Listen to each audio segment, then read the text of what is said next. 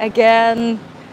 Please let me know on the chat if I'm live, if you can see me, if you can hear me well. I'm live from Tel Aviv, and this is the second live stream of today and the second tour of the 4 that are to happen. And we are in the beautiful neighborhood of Nahalat Binyamin. Again, I want to make sure I'm talking not just to myself, but there are actually people watching this because you never know. Let me also see the chat. Hi Ashrit, I can see your message, very good. So I hope everyone else is here as well. And we are starting this second live stream, the same spot we wrapped up the previous one. If you missed the first live stream, the recording is already available. It's available immediately. Hi Adrian, good to see you. You got notification and you're here. That's fantastic. Hi Marilyn. Hi everyone, good to see you. It's getting a little, well, it's not dark yet, but we are approaching the sunset for sure. So at some point I may no longer need. Hi Ran, good to see you. I may no longer need the sunglasses, but at the moment, actually, it's a bit too bright. I don't want to squint all the time. So I hope that's okay with you that I'm wearing the shades. I'm no longer wearing the hat. Hi Christine, good to see you. Hi dear. Hi Potakat again. So for those of you who have missed my first live stream from Tel Aviv, the recording is already available. If you're watching me here, you know where to find my YouTube channel, you know where to find my recording, so you should be able to find this one too. But my website always has the links, and you can also find it on anayogai.com.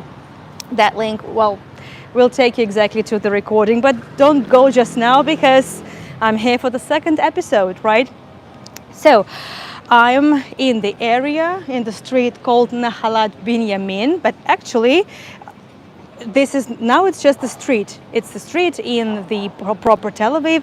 However, it used to be the entire neighborhood used to have this name, and it's one of the first neighborhoods built after the establishment of Tel Aviv. I would like to remind you very quickly that Tel Aviv is a young city.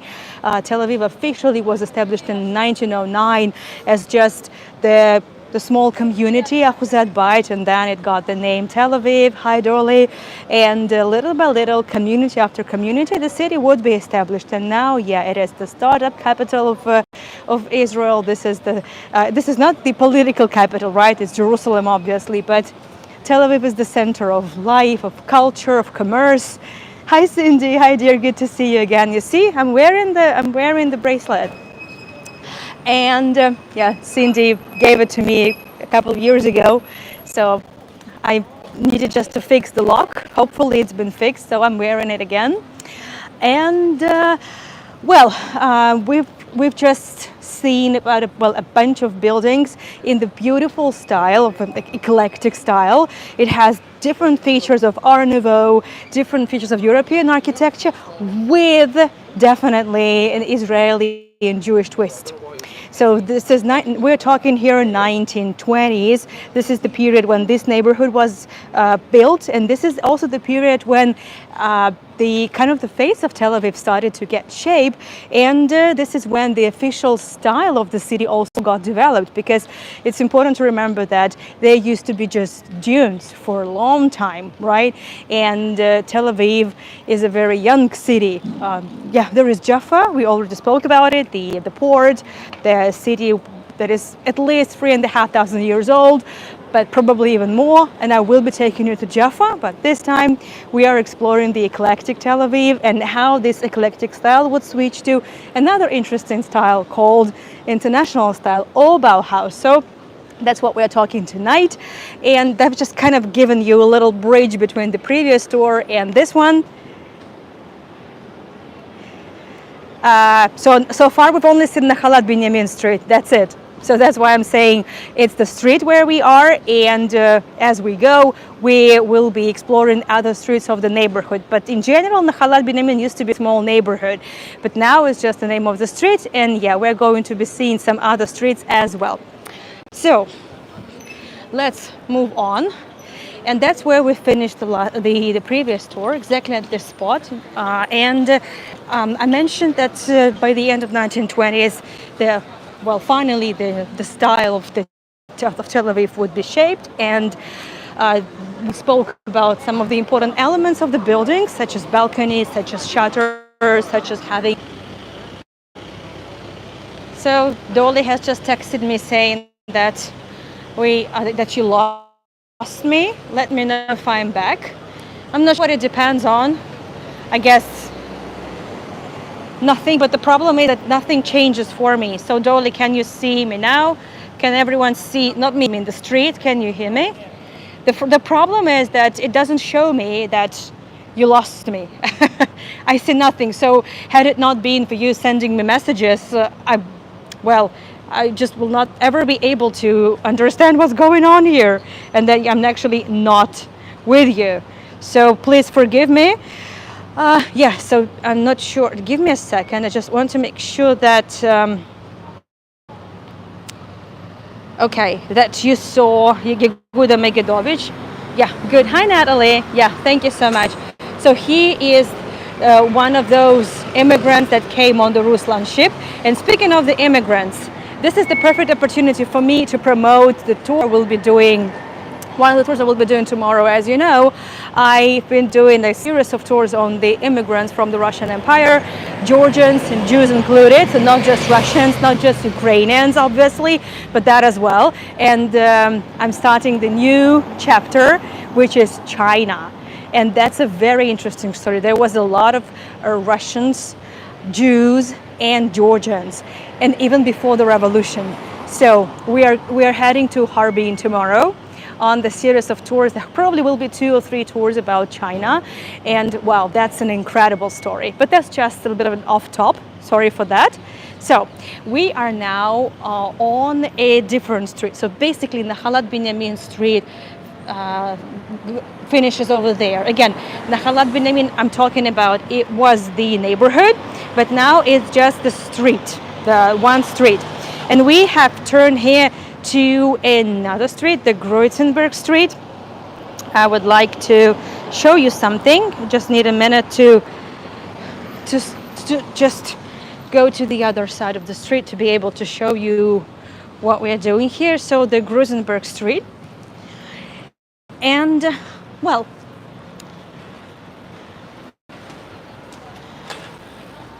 sorry, I don't understand the question, Robert. This is a modern residential building, not much to see here, but there is some interesting story. I would like to show you a photo. So this is Greuzenberg 3739, and here used to be a cinema. So Tel Aviv is the city of all sorts of entertainment. So the city Lilo Apsaka, the Ir Lilo Apsaka, city without a break, the city that never sleeps. You are very right.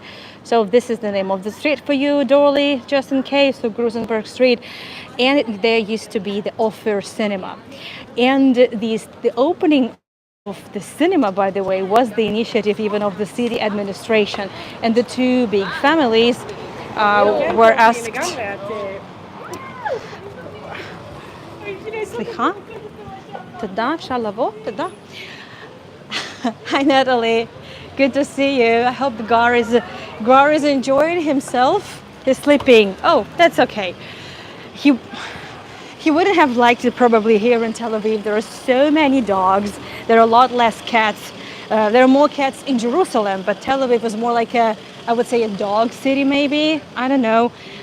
People here have a lot of dogs in general, and there are also big dogs and hairy, fluffy dogs. I have no idea how they handle all the heat, because I think I've just sweat a couple of gallons of water just for my sweat, honestly. So yeah, that's let me just a second. So if I zoom it in, you can even see the film that they showed that day. So Waterloo Bridge. I haven't seen the film, but I assume it's some kind of a love story, because you can see over there. Yeah, so I would say that Tel Aviv is the dog city, but Jerusalem is the cat city. There is this kind of notion of cats of Jerusalem. Anyway, so we're moving on and we're looking for eclectic buildings first and foremost. But I would like to also show you the street. This is the Allenby Street, one of the longest streets in Tel Aviv, and there's a lot of construction going on. They're building the light rail, which is going to be very convenient for sure. That will definitely help ease the situation with the traffic. But now it's made things a lot easier for many people, a lot of people who live in this neighborhood, because you can't really drive here easily.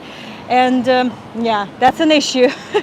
That's an issue, but it's temporarily. That's temporarily, and hopefully in a couple of years it's going to be over. But actually the plans are gigantic.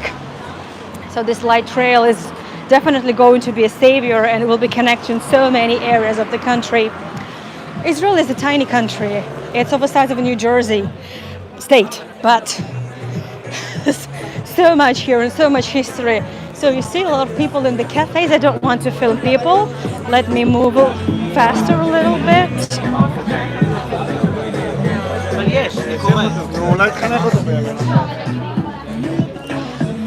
Yeah, okay.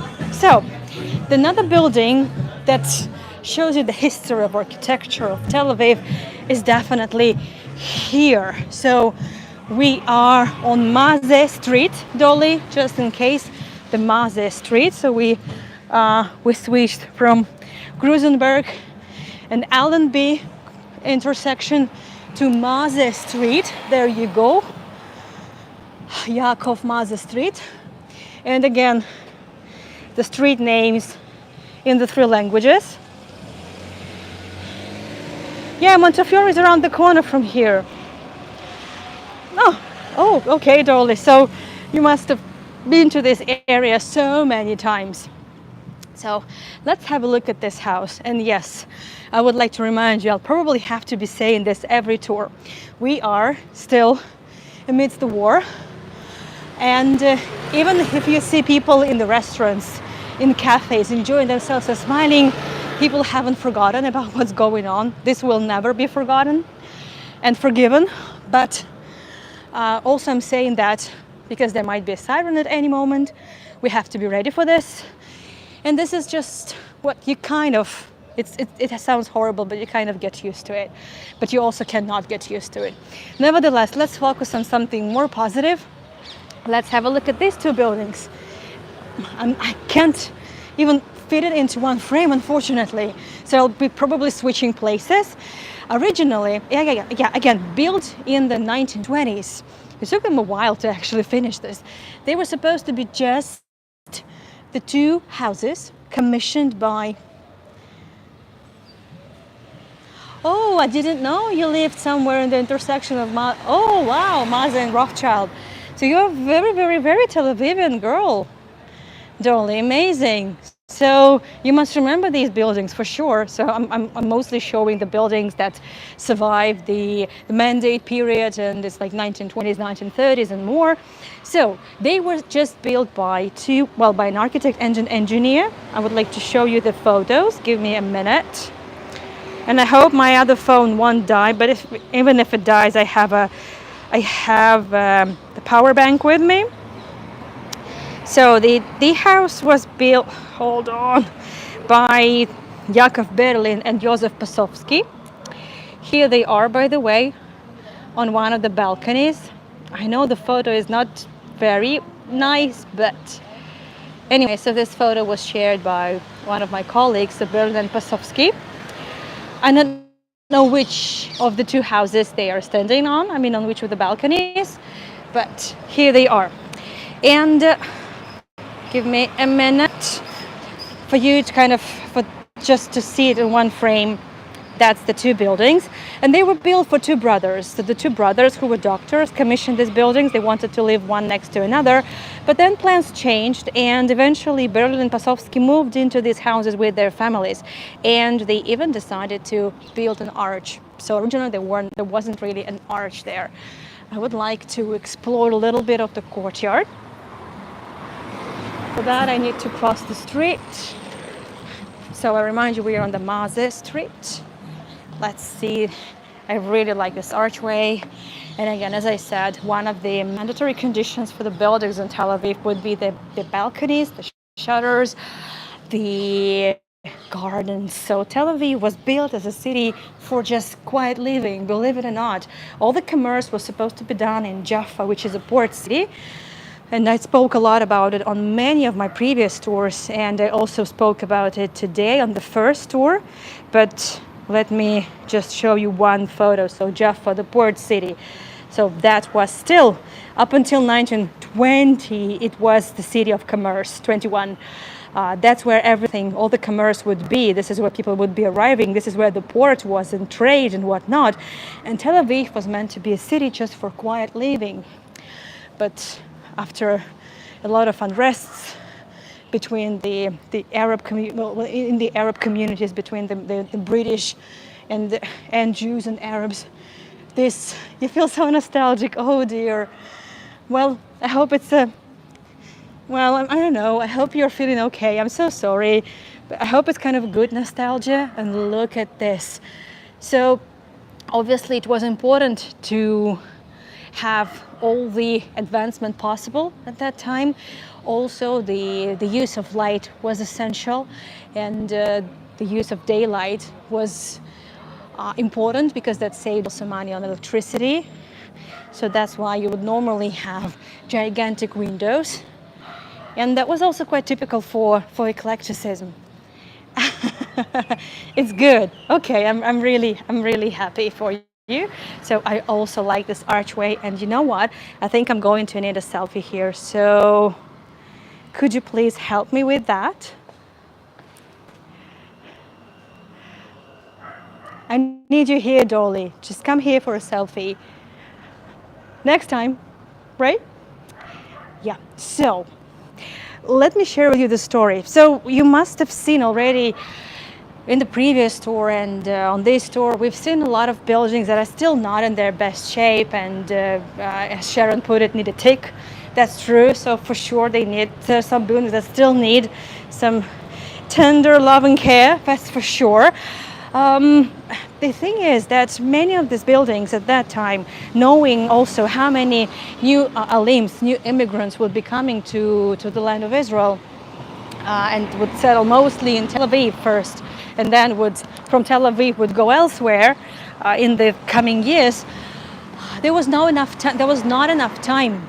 There was not enough construction materials. There was just not enough money and not enough space. Well, space was a different thing. To build from good materials and ensure the good quality of the construction. So that's why many buildings from that time are already condemned, and they need a lot of work. They need a lot of restoration. This house looks quite different because it is built from bricks, and it hasn't been given any plasterwork, as you can see. From the very beginning, there was no any plaster on the facade, and originally it would be the sign of obviously poverty, because the houses we've seen so far from the 1920s, those were, I would say, quite expensive buildings. We remember that. This was still the kind of an expensive neighborhood, obviously. But what I was told by a local tour guide, a colleague of mine, that, let me show you a photo. So when they got down to the restoration of this house in the 2000s, there was a lot of work done. And when they got to the foundations of this house, to the base of this house, they saw that instead of actually the metal frames, which were essential for construction like that, Basovsky and Berlin used the metal frames of beds, just metal beds with springs and everything. Just to secure the base of the house, they used metal beds because they didn't have anything else. There was not enough metal, there was not enough bricks, there was not enough construction materials. So that was quite bold and genius because it worked. You have to be really careful when crossing the street because, okay, you're likely to notice a car, but you can easily miss a scooter and then, oh, it's going to be trouble. It's going to be trouble. People here prefer scooters and bikes to cars because it definitely gives you more space and you can navigate through traffic jams, which are a big problem in Tel Aviv for sure. So, another house. It's interesting to see the two very different buildings actually connected. It's one and the same building, believe it or not. We are still on the Maze Street. This is the intersection between the Strauss Street and Yaakov Maze. So Strauss Street goes over there, Dorley. And everyone who has been to Tel Aviv and, well, kind of know how to get around, that's the Strauss Street and the Yaakov Maze. There you go. Look at this. It looks like a medieval castle, kind of. Obviously, it's not a medieval castle. And this house, a corner building, was also the project of Yehuda Megidovich. Well, that's the chief architect of Tel Aviv. Once again, let me show you this portrait. There you go, Yehuda Megidovich, immigrant from the Russian Empire. And so this house wasn't a castle. This wasn't a place, a house of Rapunzel. No, it was originally built for another family that moved from the Russian Empire. But while the house was being constructed, the head of the family passed away, and the family decided to turn it into a hospital. Your kindergarten was here. It was a maternity ward. It was a maternity hospital. It was also the kids' hospital. At some point, there was also a kindy. Was exactly this your kindy? That's really, Dolly? Wow. I had no idea. I had no idea. I knew that your family is connected a lot with Tel Aviv, and it's like a 9th generation, right, of your family here, native to this land. But I didn't know this is actually. Oh, very sorry. There's Magen David Adom trying to. The Amada, the ambulance is trying to go through. So in the building in front. Okay, wow, amazing. So here used to be the kids' hospital. I'm not sure which years exactly, and I believe it kind of shows the essence of what Tel Aviv houses were to be about. So the balconies, big balconies, also the shutters, also the garden was there in the courtyard. However, I also told you that there is the house built just next to it. You can see loud and clear, okay. It's definitely loud.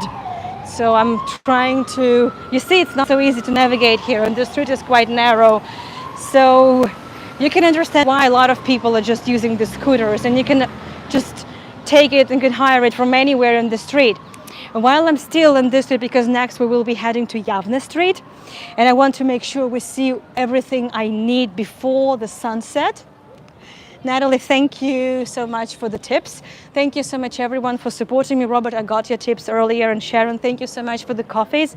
Your support is absolutely essential to me, as you understand. It's not a cheap country. So you can always leave me a PayPal donation, or you could buy me coffees. The links are in the pinned comment on the top of the screen. So thank you, dear. So let's see, this is a very modern house, and it is connected to this one. Obviously, this is the listed house. It's on the heritage list, and nobody can take it down. Nobody can alter this, but there is a solution. If you really badly need to build a house here, and there is the plot of land, there used to be a very big garden up until here. So the garden started from behind of the building, and the garden would be here. well, the kids who were hospitalized, who were treated in this hospital, they would just enjoy their time in that garden.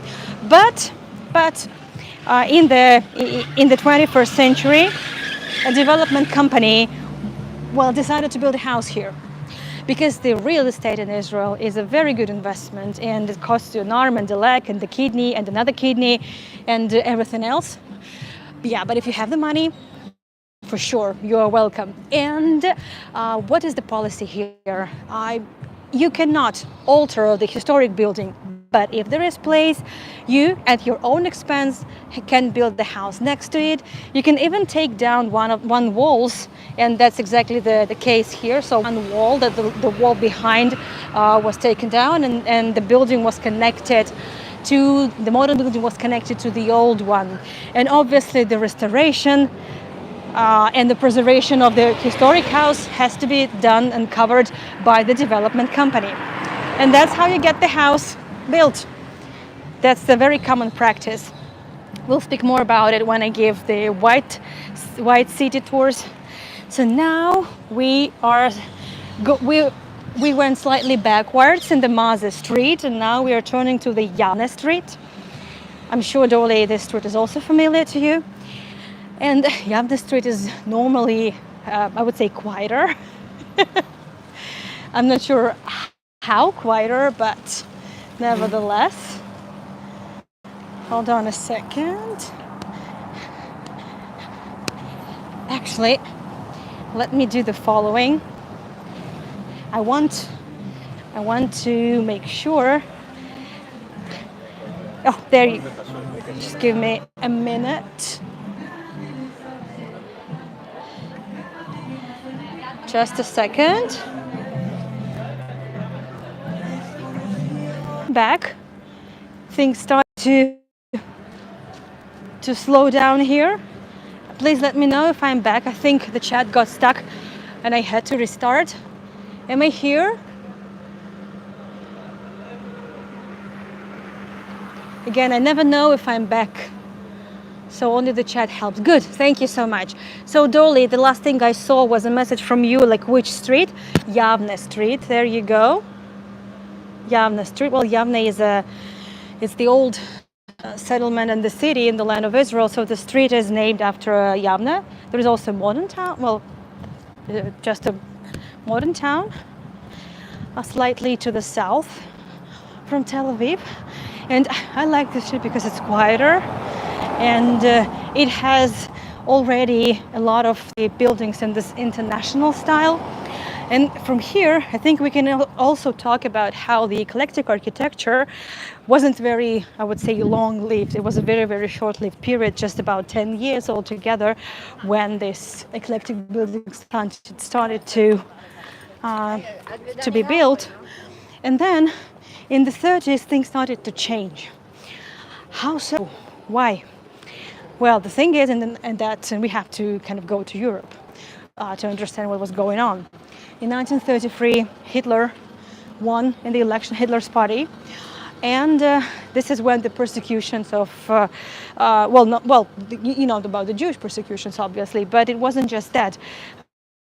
It was also a lot of artists and the so-called degenerative art.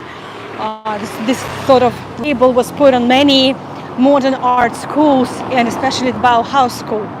The Bauhaus school had to close, and many of the architects and many of the engineers for the Bauhaus school, they had to leave, and many would go to the land of Israel, would go to at that point, it was still the state of Israel. It was called the land of Israel, but in fact, the kind of a Jewish kind of conglomerate that was established was called kind of the Yeshuv, kind of the Jewish settlement only.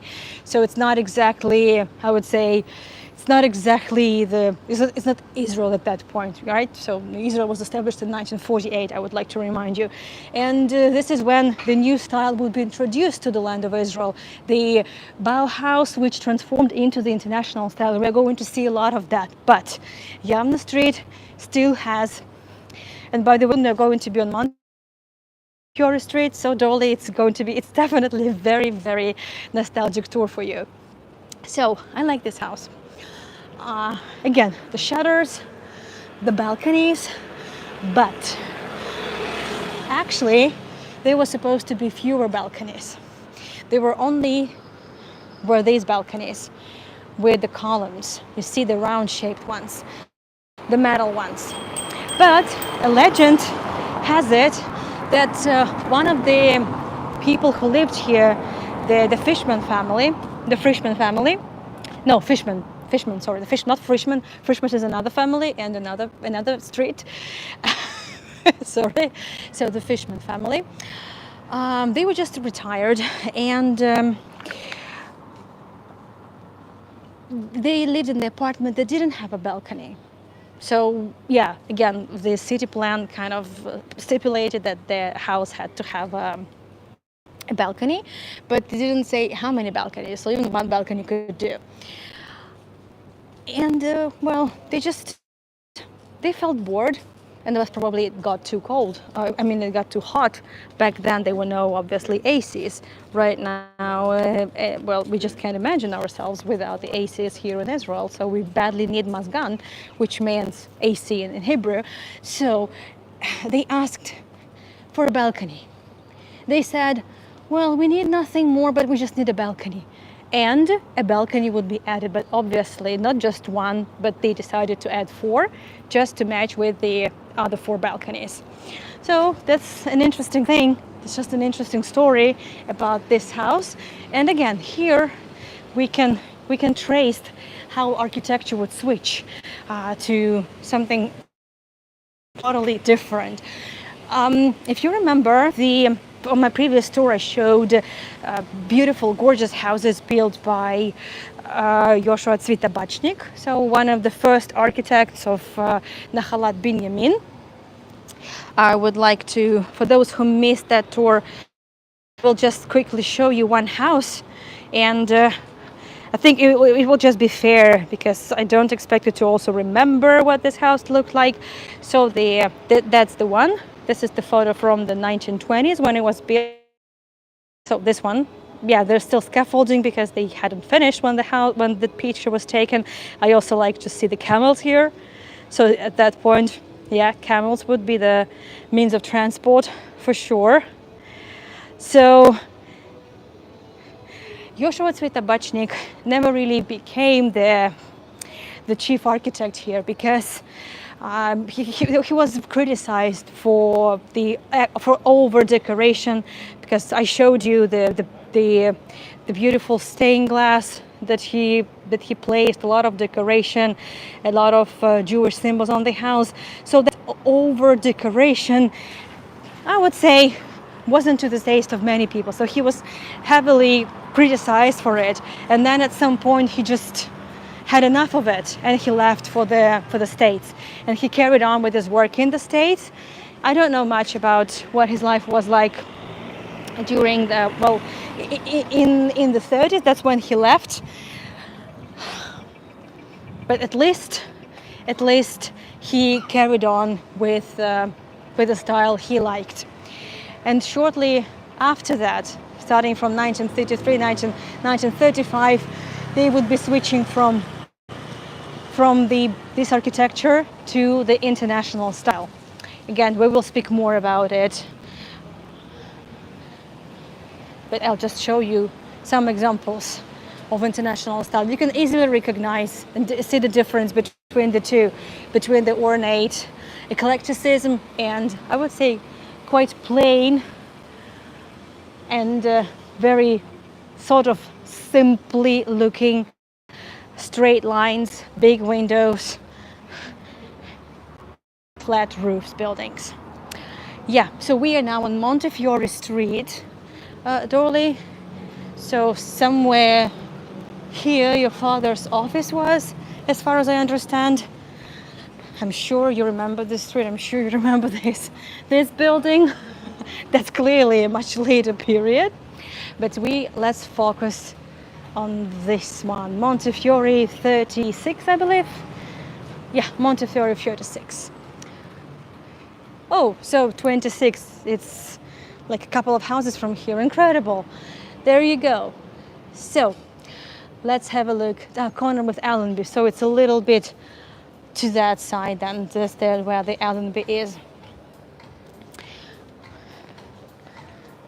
So, well, this house, again, you see balconies, you see shutters, and the flat roof. So at some point, it was also decided that the roof of the building could be used.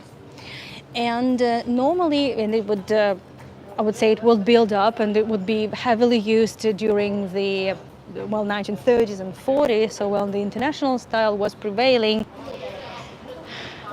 Hold on a second. Sorry, Natalie, Fleur is the last name of your French music. Oh, this is the street named after Moses Montefiore, who was, well, he donated tons of money for the development of the Holy Land, for the establishment of Jewish communities, and he is the one who finally made Jews leave, helped them sort of move out from the walls of Jerusalem. So the family of Moses Montefiore did a lot. So he was a Sephardi Jew, but he lived in Great Britain, and during the mandate period, obviously he was given quite a lot of support and was allowed to build a lot in the land of Israel. So right now there is a restaurant. Yeah, obviously there was some businesses on the ground floor, and now there's a restaurant. Let's move on from here. And this house was, well, it was supposed for businesses, but in fact they are moved in two very different communities. There was a Chabad house at some point in one side of the in one part of the building, and in the other part of the building there was an institution supporting women. So that was the institution that provided education for women, that provided also the Hebrew language classes, and all sorts of, let's say, it was kind of provided the education for women. So let's say if you wanted to learn how to knit or how to embroider, or you could learn how to become a secretary, also in that building. And again, you would be next to a Chabad house. Now let's have a look at this house. It's already 1930s when the house was built, and this is kind of a transition. You can see that there is less over decoration. You can't see really much of a decoration. You can see the shutters, you can see the balcony on the roof, and there would be a garden in the courtyard. So all the conditions are here. So all the requirements were met. Originally, the house was built for an elderly couple, and later on, it was purchased by a big family from Iraq. There was very big Jewish community in Iraq. I would like to show you the photos. Give me a minute. There you go. So the family of Moshe Meir. He was one of the 9 children. And he also, well, he had a lot of nephews and nieces. He had siblings. And the family dealt a lot with trade in Iraq. And in the 1920s, little by little, the persecution started. By the way, I also like the way this house looks.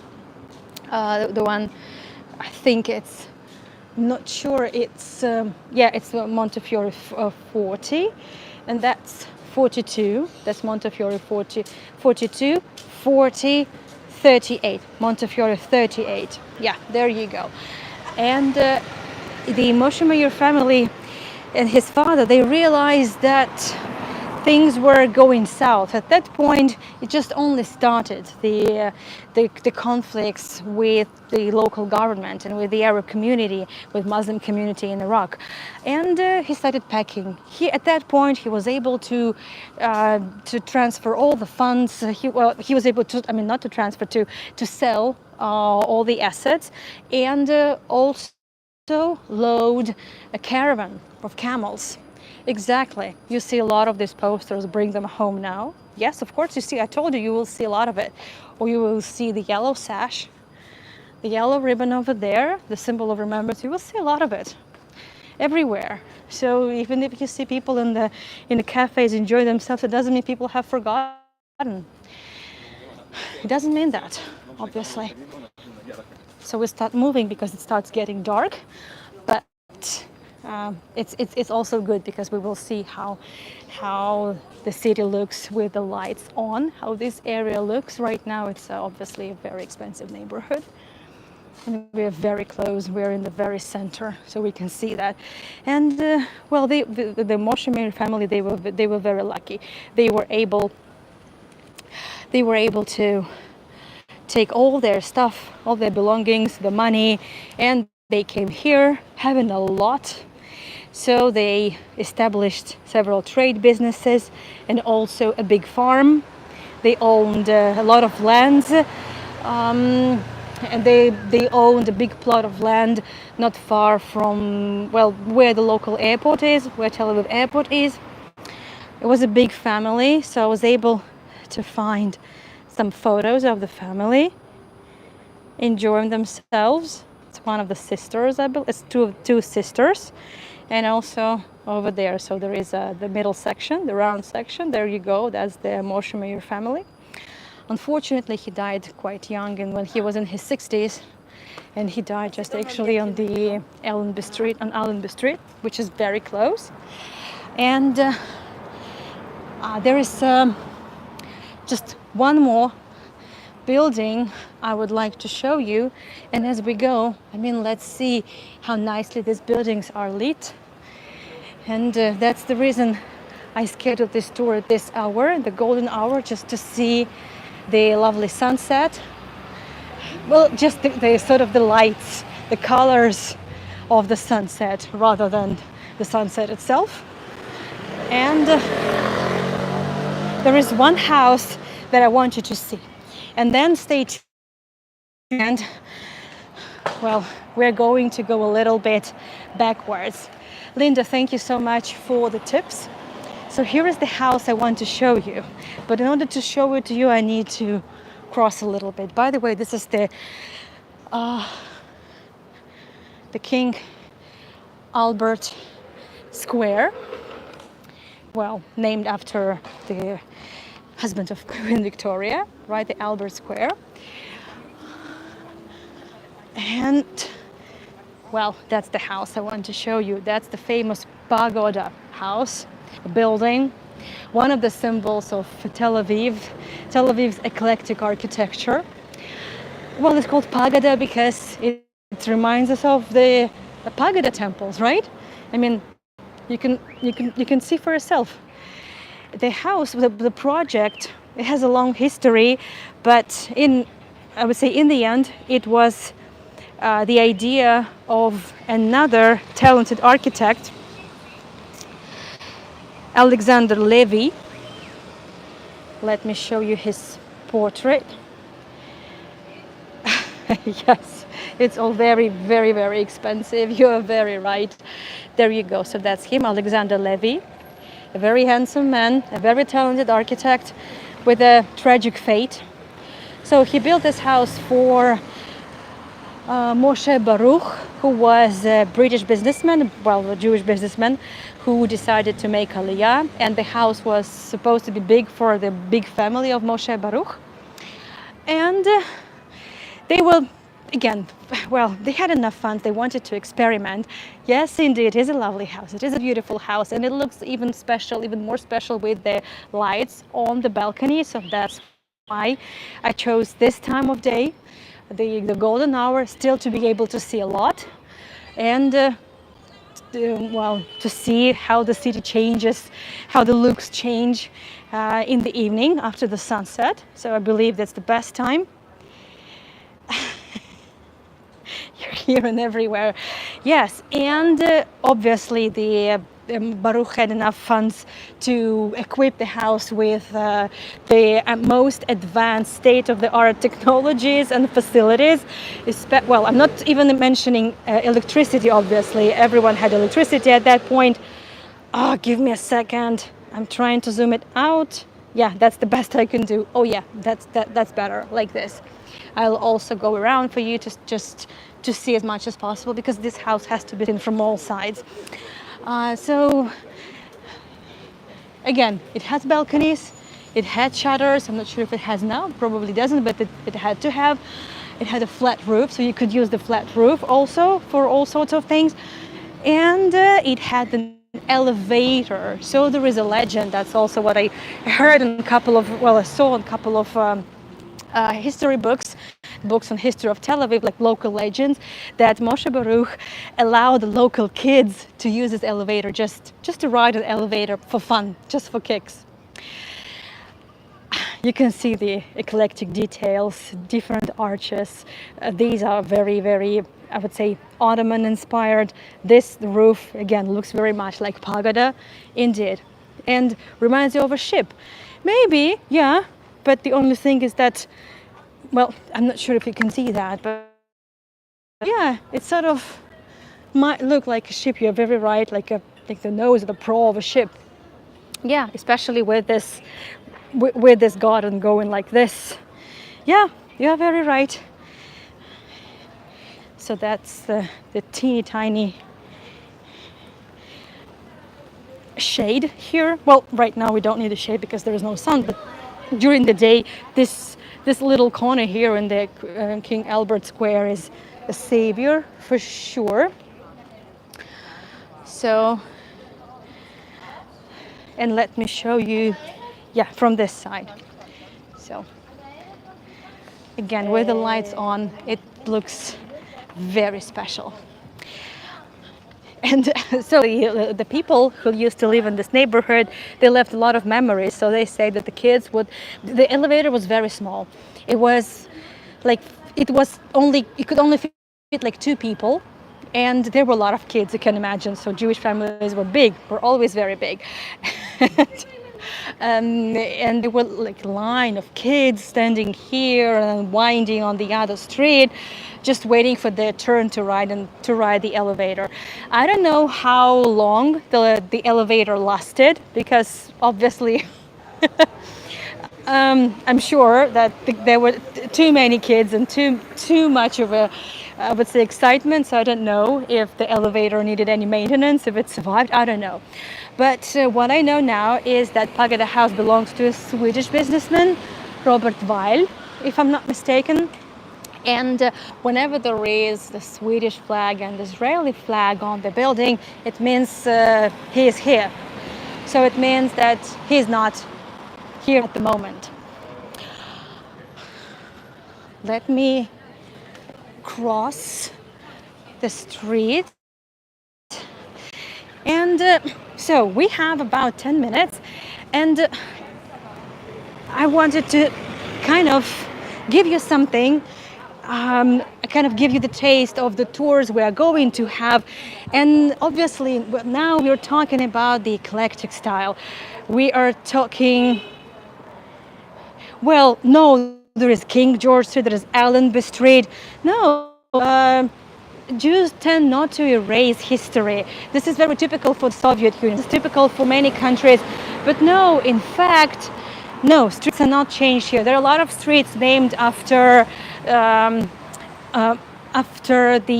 Saladin Street, after the Ottomans. No, it's not a common practice here. There's no policy like that. So it's okay. Well, even if you're surprised, it's a good surprise, right? Plus, originally the idea was good. The idea was for the mandate. The idea was to ensure the establishment of the 2 states, the Arab state and the Jewish state, not at the expense of the either of the states. But it just didn't work out for them because of many reasons. So it's getting dark, but we still have the time. Well, Dolly, I would like to go and see the house where your father had an office. And as we go, I can show you, and I can kind of give you a little bit of a taste of the tours we are going to have in the upcoming weeks. So, well, you know that now my policy is not to announce the detailed itinerary and, well, not to promise you, because my schedule tends to get a little hectic, and also I may be traveling and stuff. So, and I hate canceling tours, and I hate to disappoint, and you know this thing. So I just rather kind of give myself some space for flexibility, and well, keep the suspense for you and the sense of a little bit of a surprise, excitement. Well, we've been talking about this eclectic style. We're talking about some Art Nouveau. We've been talking this international style / Bauhaus, but from everywhere here we can see modern buildings. We can see a lot of high-rise buildings, but actually this building is the very first skyscraper built in the 1960s. There is not much of it we can see now. We will see a lot more from behind the trees. And again, I'm on Montefiore Street, and I want to see house number 20. If I see it, I'm not sure, but at least walk down this road, and for Dolly it's going to be definitely the memory lane, a walk on the memory lane, and also with the beautiful colors of the almost blue hour now, I think. Yeah, definitely. So from here you have a very good view of the first skyscraper, 26. Okay, so we'll see if I can get there easily. Let me show you. We will still have enough time, so it shouldn't be a problem. I hope so. I've just decided to, because I was anyway hoping to tell you the story of the Shalom Tower, so why not? Actually, that's what it looked like. No, I'm talking about the Shalom Tower anyway. So this building was constructed in the 1960s, and this was the very first. So now I need to cross. This was the very. So that's the Yavne Street, that's where we were, right? And then we switched to Montefiore. So Montefiore goes like this, named after Moses Montefiore. So we have some light here. There's a lot of construction going on everywhere in Tel Aviv. There is a lot of construction, and not only Tel Aviv. So, but speaking of construction, so this was the very first high-rise building, even in the Middle East, for a long time. It was the highest building. Shalom Meir Tower, the Shalom Tower, and yes, indeed, Ronnie. It's nice to see the old neighborhood. It's nice to see. Well, if I can show you the building from the past, I mean it's good. Let me know, Dolly, if you recognize anything. If buildings look the same, well, that's definitely the building that was there at that time. Definitely. That's the house you may remember, dear. Again, well, that's Allenby. We crossed Allenby, so now Allenby is closed for several years because of the light rail construction. And it will be, I mean, it still is, well, it would be, again, one of the busiest streets, that's for sure. So that's the intersection of Allenby and Montefiore. I need to be careful here easily. So I don't know the name of this one. Let's see what it says. It's Allenby 104, but I don't see the number on the Montefiore. That I don't see. I don't know. So Dolly, you need to help. That's 26. That's 26. This is the house. Well, there's not so much light, but nevertheless, let's see. And it's the perfect spot to talk about the Shalom Meir Tower as well. So there you go, Dolly. Let's look up. That's the building. That's clearly an international style with a flat roof, with without any decorations. This house definitely needs a tick, and I'm sure it will be given one. Absolutely, absolutely, at some point. It is well, it is neglected, but there is light, and I don't know if it looks like people still live here. Well, the businesses it might be closed just because it's Shabbat, and not all businesses open on, let's say, Shabbat, when Shabbat finishes, when Shabbat exits. So I don't know, but well, at least I hope we brought back some nice memories. So I now will be heading to the bus stop. So the Shalom Tower is the first skyscraper, and who would have thought that some 40 years after the Shalom Tower was constructed, the Tel Aviv would turn into a very, well, with a city full of high-rise buildings. It would become the startup capital. It would become the Silicon Valley of the Middle East. And I just wish even more prosperity to Tel Aviv. And again, all these high-rise buildings are constructed with a lot of, I would say, care for the historic buildings. Unfortunately, however, the Shalom Tower was built on top of well, they had to take down a very important building to build the skyscraper, but they would not be making this, but they didn't make the same take again, which is good. But I will tell you the story about the Shalom Tower on one of my upcoming tours. Okay, so this is it. It's time to wrap this up. Another bring them home graffiti. You can see businesses are opening, so those businesses that would be closed on Shabbat, you can start working 1 hour after the sunset. So some businesses have already started. I mean, those who closed for Shabbat. Let me switch the camera. So let me know if you have any questions. I know I look horrible. It's still very hot. Yeah, TIC. Yeah, TIC. Thank you so much, Sharon. Okay, so let me find a better spot maybe, because it's getting loud. Yeah, I guess it's going to be loud anyway because there is some construction going on. Oh, okay, so there you go. That's me over there if you can see me. Dolly, that's not a problem. You're welcome. So I'm glad I've been able to show you the building. There's not much to see though.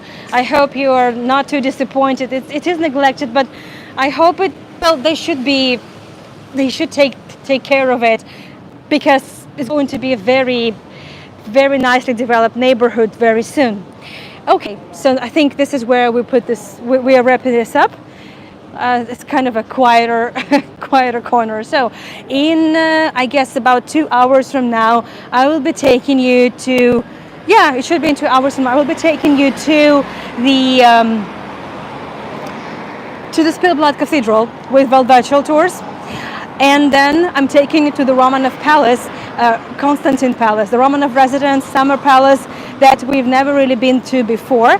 So the first episode is available on my YouTube channel. We premiered last weekend, and tonight is the second episode. I'm not sure if it's going to be the last. It depends on how much we cover. And there are going to be 4 tours tomorrow. So tomorrow, Misha's given a talk about the Soviet republics and their life during perestroika. Crazy gar.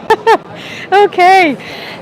Then tomorrow I'm taking you to a beautiful residence in Moscow built by my favorite architect Fyodor Shechtel. It was built for a Morozov family, but then this also happened to be last home to Vladimir Lenin, where he passed away, by the way. So it's called Gorky. And then I'm taking you on the first tour of on the Russian immigrants in China. Jewish immigrants as well, and Georgian communities there. It's an interesting story. There is a very Russian city in China. So we're heading there, and then we are wrapping up the talk on the ramparts. So the ramparts walk. Hold on a second. The ramparts walk in the old city of. That's where we are wrapping this up. Yeah, that's the plan. It has been wonderful seeing Tel Aviv. Again, many buildings here need some tender love and care, some TLC. You are very right. But hopefully this will change soon. And there's a lot of construction. There's a lot going on, and some streets due to that are not very pleasant to walk. But hopefully will change. Maybe not that soon. Let me not just interfere here. So maybe not that soon because there is still a lot of work, but there is hope always. Thank you so much. You can send me PayPal donation, you can buy me coffees. I would appreciate that a lot. You know how much I rely on your support. So I will see you soon on 2 more tours tonight. I need to just catch the right bus. And more tours will be scheduled shortly. Again, there are going to be a lot of Tel Aviv walks. I'm planning some Jerusalem tours closer in September. I would say closer to September. Yeah, a lot more to come. Bye-bye, everyone.